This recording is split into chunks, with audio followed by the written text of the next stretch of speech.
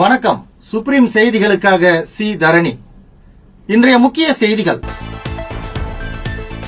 புதுச்சேரியில் பெண்ணிடம் 22 லட்சம் ஆன்லைன் மோசடி செய்த பெங்களூர் வாலிபர்கள் போலீசார் கைது செய்து சிறையில் அடைத்தனர். ஹீட்டரில் தண்ணீர் சுட வைக்கும் போது மின்சாரம் தாக்கி உயிரிழந்த மாணவன்.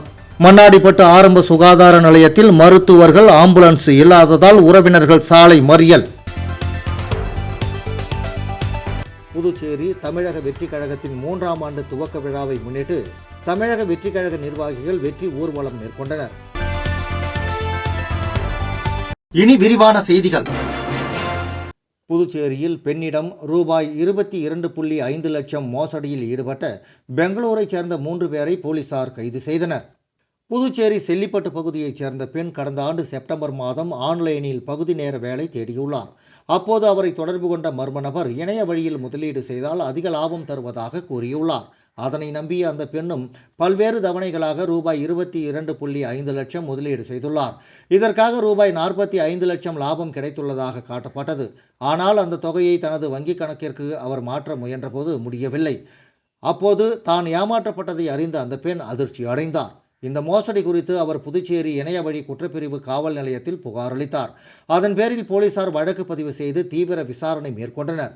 இதில் பெங்களூருவைச் சேர்ந்த 29 வயதான மணிகண்டன், அவரது நண்பர்களான ஆட்டோ டாக்ஸி ஊழியர் 31 வயதான நவீன், 33 வயதான கங்காதரன் ஆகியோர் ஈடுபட்டது தெரியவந்தது.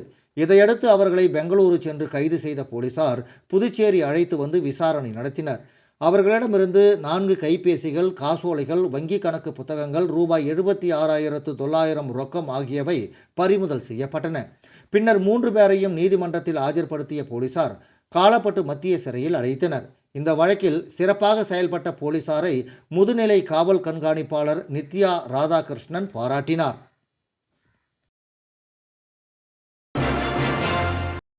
ஹீட்டரில் தண்ணீர் சுட வைக்கும் போது மின்சாரம் தாக்கி தூக்கி வீசப்பட்ட மாணவன் உயிர் இழந்ததற்கு அலட்சியமாக செயல்பட்ட மருத்துவர்களே காரணம் என கூறி மறியலில் ஈடுபட்ட உறவினர்கள் அமைச்சர் நமச்சிவாயத்திடம் கடுமையான வாக்குவாதத்தில் ஈடுபட்டதால் பரபரப்பு நிலவியது.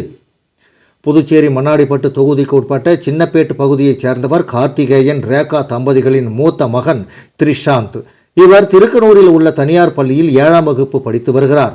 நேற்று பள்ளியில் நடைபெற்ற மாரத்தான் போட்டியில் கலந்து கொண்டு மாணவன் வீடு திரும்பி குளிப்பதற்காக ஹீட்டரில் தண்ணீர் சுட வைத்துள்ளார். அப்போது தண்ணீர் சுட்டுவிட்டதா என்று கையை வைத்து பார்க்கும்போது மின்சாரம் தாக்கி தூக்கி வீசப்பட்டார்.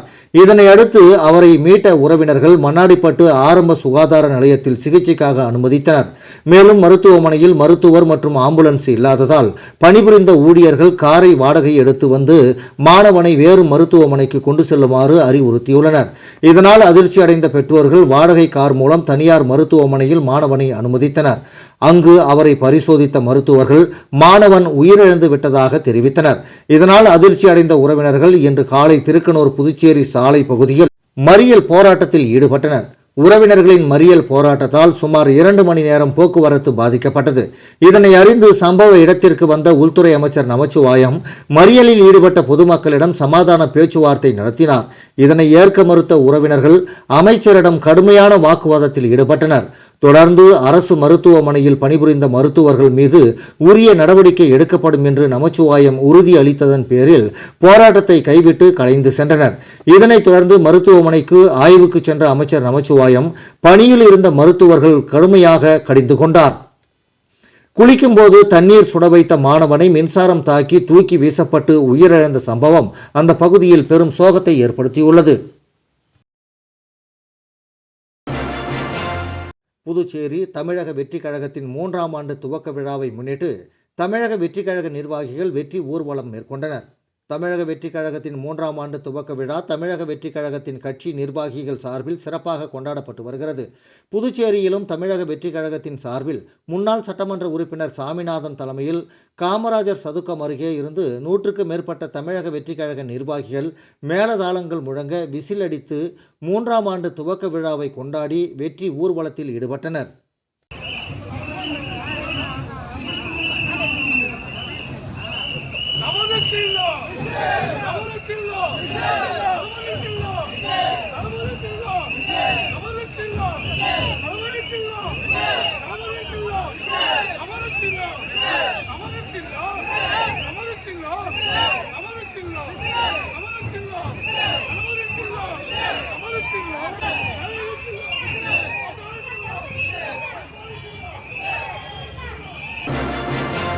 ஒட்டம்பாளையம் அருள்மிகு ஏழைமுத்து மாரியம்மன் ஆலய மகா கும்பாபிஷேக விழா சட்டமன்ற எதிர்க்கட்சி தலைவரும் வில்லியனூர் தொகுதி சட்டமன்ற உறுப்பினருமான சிவா தலைமையில் வெகு சிறப்பாக நடைபெற்றது. புதுச்சேரி மாநிலம் முதலியார்பேட்டை கொம்யூன் ஒட்டம்பாளையத்தில் எழுந்தருளியுள்ள அருள்மிகு ஏழைமுத்து மாரியம்மன் ஆலய அஷ்டபந்தன மகா கும்பாபிஷேகம் வெகு சிறப்பாக நடைபெற்றது.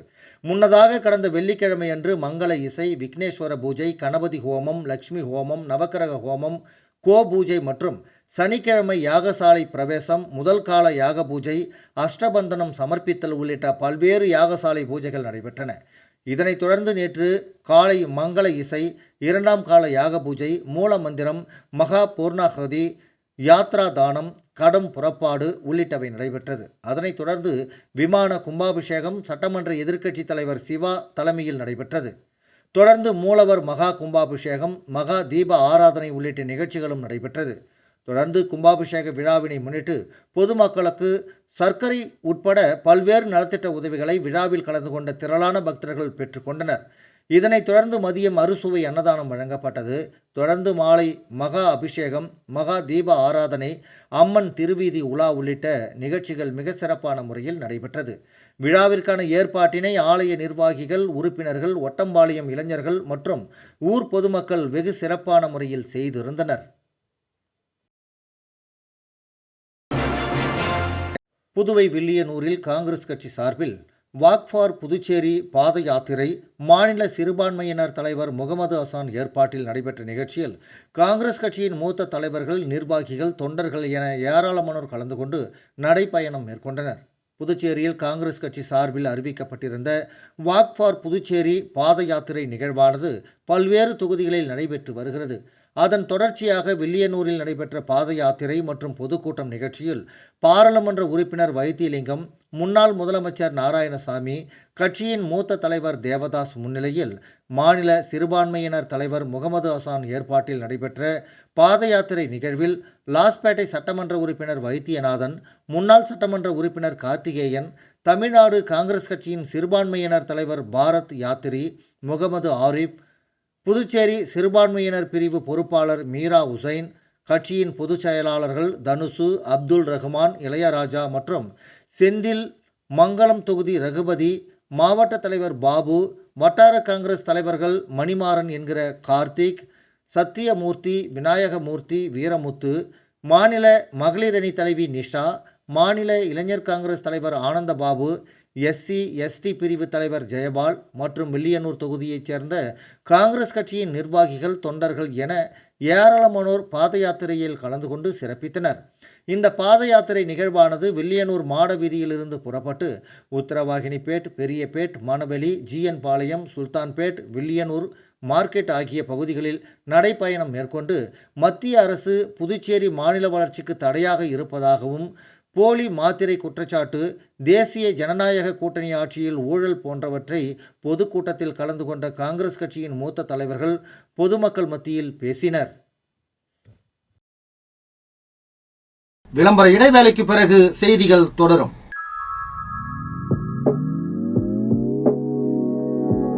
ஜோசாலுகாஸில் இயர் எண்ட் சேல் வந்தாச்சு.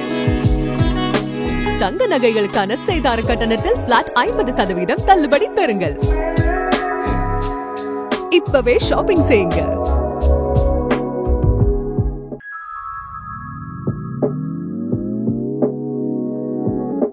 ஜோசாலுகாஸில் இயர் எண்ட் சேல் வந்தாச்சு.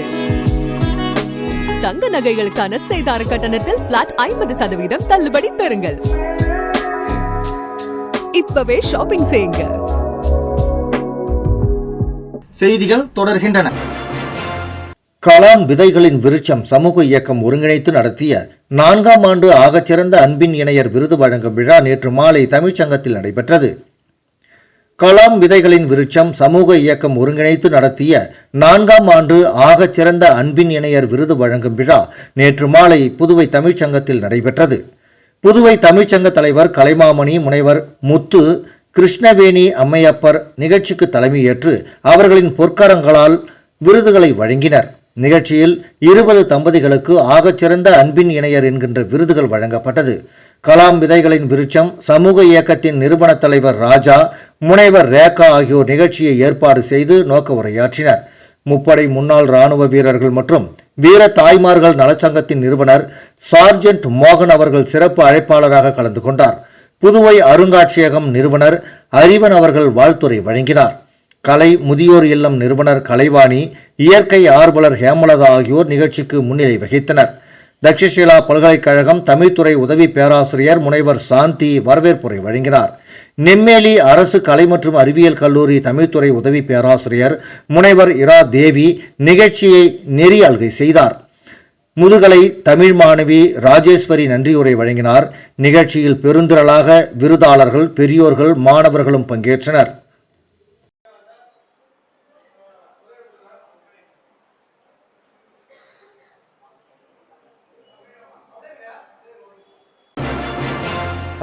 காலாப்பட்டு தொகுதிக்கு உட்பட்ட பெரிய காலாப்பட்டு பகுதியில் பல்வேறு பணிகளை சட்டமன்ற உறுப்பினர் கல்யாண சுந்தரம் பூமி பூஜை செய்து தொடங்கி வைத்தார். காலாப்பட்டு தொகுதிக்கு உட்பட்ட பெரிய காலாப்பட்டு பகுதியில் சட்டமன்ற உறுப்பினர் தொகுதி மேம்பாட்டு நிதியின் கீழ் சுபாஷ் நகரில் வடிகால் வசதியுடன் சாலை அமைப்பதற்கு 23,71,000 செலவில் அடிக்கல் நாட்டு விழா நடைபெற்றது. இதேபோல் புதுநகரில் 20 லட்சம் மதிப்பீட்டில் வடிகால் வசதி, அதேபோல் பேருந்து நிலையம் அமைப்பதற்கான அடிக்கல் நாட்டு விழா என 3 இடங்களில் பல்வேறு பணிகளுக்கு சுமார் 56 லட்சம் மதிப்பீட்டில் பூமி பூஜை செய்து அனைத்து பணிகளையும் தொடங்கி வைத்தார். இதில் சட்டமன்ற உறுப்பினரின் ஆதரவாளர்கள், பாஜக நிர்வாகிகள், PML அறக்கட்டளை நிர்வாகிகள் உட்பட பலரும் கலந்து கொண்டனர்.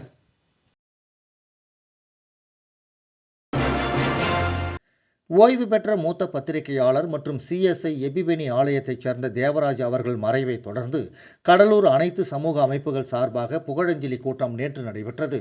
ஓய்வு பெற்ற மூத்த பத்திரிகையாளர் மற்றும் CSI எபிபெனி ஆலயத்தைச் சேர்ந்த தேவராஜ் அவர்கள் கடந்த 28ஆம் தேதி காலமானார். அதைத் தொடர்ந்து புகழஞ்சலி கூட்டம் கடலூர் அனைத்து சமூக அமைப்புகள் சார்பாக அவரது இல்லத்தில் நேற்று மாலை நடைபெற்றது. வாசிப்போர் இயக்கம், தமிழ்நாடு முற்போக்கு எழுத்தாளர்கள் கலைஞர்கள் சங்கத்தின் மாவட்ட செயலாளர் தோழர் பால்கி நெறிப்படுத்தினார்.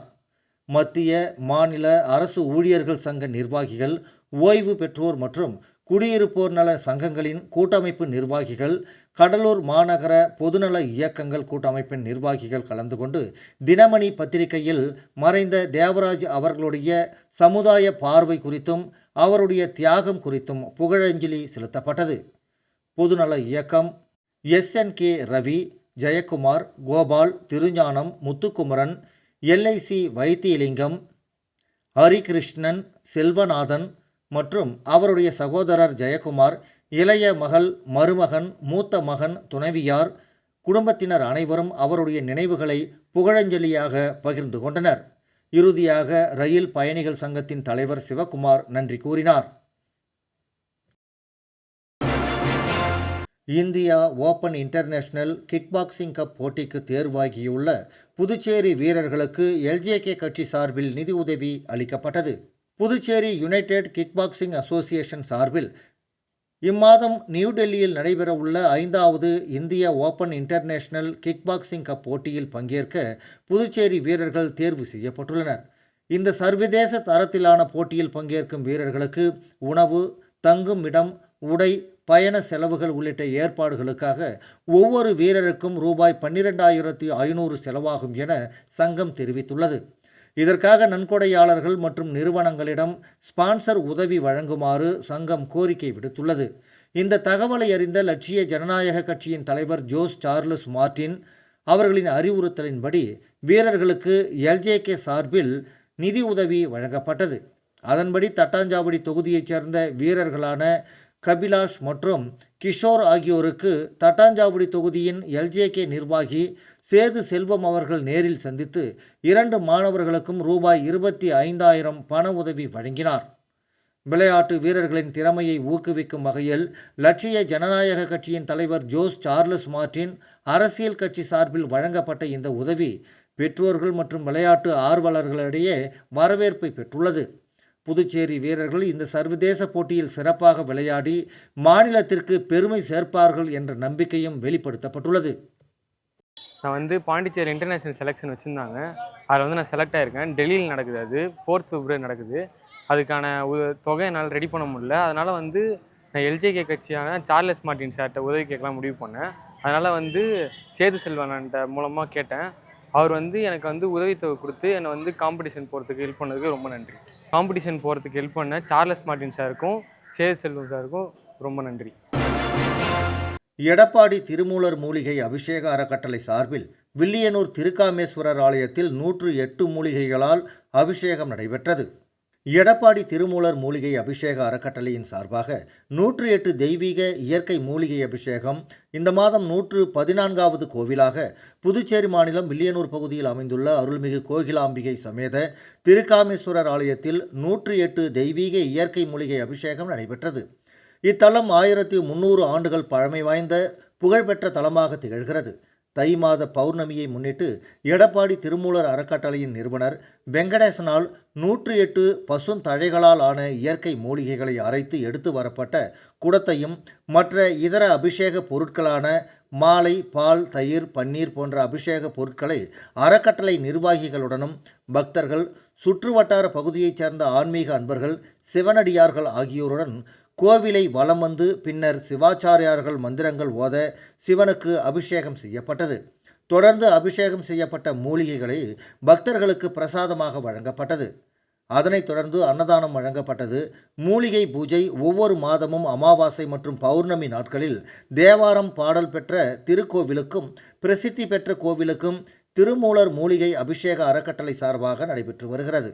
இந்த மூலிகை அபிஷேகத்தில் கலந்து கொள்வோருக்கு முன்ஜென்ம பாவ விமோசனங்கள் பெற்றும் மற்றும் கர்ம வினைகள் நீங்கி குடும்பங்கள் மேம்படவும் நாடுகள் செழிக்கவும் செய்கிறது. சிவபெருமான் அலங்காரம் தொடர்ந்து செய்யப்பட்டு பக்தர்களுக்கு காட்சியளித்தார். இதில் சிறப்பு அழைப்பாளர்களாக சாரண சாரணியர்கள் அமைப்பின் தேசிய அணியின் தலைவர், செயலாளர், உயர் அதிகாரி மற்றும் வெளிநாட்டு ஆணையர் முனைவர் ரஜினி, பாஸ்கர், சக்திவேல், சத்யா, கந்தன் நாராயணசாமி, கலைவாணி ஆகியோர் கலந்து கொண்டு சிறப்பித்தனர். மேலும் திருமூலர் மூலிகை அபிஷேக அறக்கட்டளையின் சார்பாக 108 தெய்வீக இயற்கை மூலிகை அபிஷேகம் நடைபெற்ற 108 திருக்கோவில்களின் தல வரலாறு மற்றும் பாவ சாப விமோசனம் நிவர்த்திகள் பற்றிய விவரங்கள் அடங்கிய 1,00,000 தெய்வீக வழிகாட்டி புத்தகங்கள் முதன்முறையாக அச்சிட்டு தானமாக வழங்கும் நிகழ்ச்சி தொடங்கி வைக்கப்பட்டது. பூஜைக்கான ஏற்பாடுகளை எடப்பாடி திருமூலர் அறக்கட்டளையின் நிறுவனர் தலைவர் வெங்கடேசன் மற்றும் நிர்வாகிகள் ஜெயந்தி, பிரியா, ரமேஷ், ஆனந்த், பிரகாஷ், தீபா ஆகியோர் செய்திருந்தனர். மீண்டும் முக்கிய செய்திகள். புதுச்சேரியில் பெண்ணிடம் 22 லட்சம் ஆன்லைன் மோசடி செய்த பெங்களூர் வாலிபர்கள் போலீசார் கைது செய்து சிறையில் அடைத்தனர். ஹீட்டரில் தண்ணீர் சுட வைக்கும் போது மின்சாரம் தாக்கி உயிரிழந்த மாணவன். மண்ணாடிப்பட்டு ஆரம்ப சுகாதார நிலையத்தில் மருத்துவர்கள், ஆம்புலன்ஸ் இல்லாததால் உறவினர்கள் சாலை மறியல். புதுச்சேரி தமிழக வெற்றி கழகத்தின் 3ஆம் ஆண்டு துவக்க விழாவை முன்னிட்டு தமிழக வெற்றி கழக நிர்வாகிகள் வெற்றி ஊர்வலம் மேற்கொண்டனர். இத்துடன் இந்த செய்தி அறிக்கை நிறைவடைந்தன. வணக்கம்.